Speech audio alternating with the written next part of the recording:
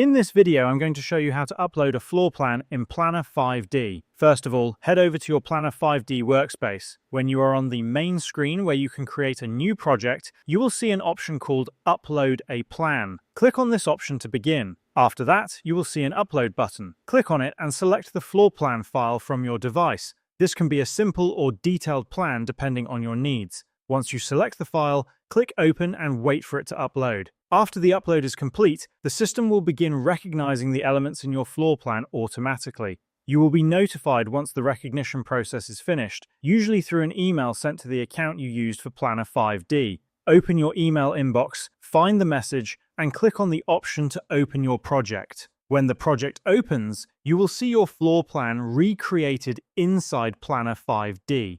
Most of the structure, including walls and layout, will already be recognized and placed correctly.